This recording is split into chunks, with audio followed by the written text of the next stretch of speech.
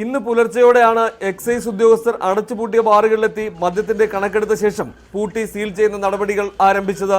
Excise circle ഇൻസ്പെക്ടർമാരുടെ നേതൃത്വത്തിലുള്ള പ്രത്യേക സംഘങ്ങളായി തിരിഞ്ഞാണ് ഉദ്യോഗസ്ഥർ ബാറുകളിലെത്തി നടപടിക്രമങ്ങളിലേക്ക് കടന്നത്.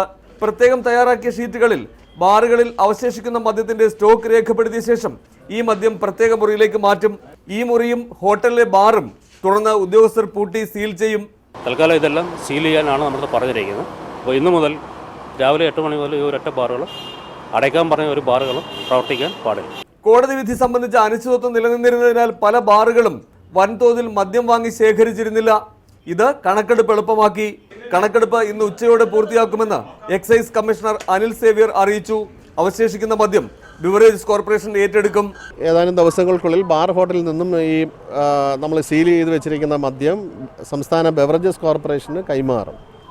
ബെവറേജസ് കോർപ്പറേഷൻ അത് ഏറ്റെടുക്കും. പക്ഷേ അത് വിൽക്കണമോ എന്നുള്ള കാര്യത്തിൽ തീരുമാനം പിന്നീടുണ്ടാകും. ഇൻ്റലിജൻസ് റിപ്പോർട്ട് ഉള്ളതുകൊണ്ടാണ് അങ്ങനെ ആ കാര്യത്തിൽ പിന്നീട് തീരുമാനമെടുക്കുമെന്ന് പറഞ്ഞിട്ടുള്ളത്. ബാറുകൾ ഇന്നലെയോടെ പ്രവർത്തനം അവസാനിപ്പിക്കുന്നത് സംബന്ധിച്ച അവ്യക്തത നിലനിന്നിരുന്നെങ്കിലും കോടതി വിധിയുടെ അടിസ്ഥാനത്തിൽ അടിയന്തര നടപടിയെടുക്കാൻ എക്സൈസ് കമ്മീഷണർക്ക് മന്ത്രി കെ ബാബു നിർദ്ദേശം നൽകി. ഇതോടെയാണ് ഇത് സംബന്ധിച്ച അനിശ്ചിതത്വം നീങ്ങിയത്. ഇന്നലെ തന്നെ ബാറുകൾ അടച്ചുപൂട്ടണമെന്ന് എക്സൈസ് ഉദ്യോഗസ്ഥർ ബാറുടമകൾക്ക് നിർദ്ദേശവും നൽകി. റിപ്പോർട്ടർ, തിരുവനന്തപുരം.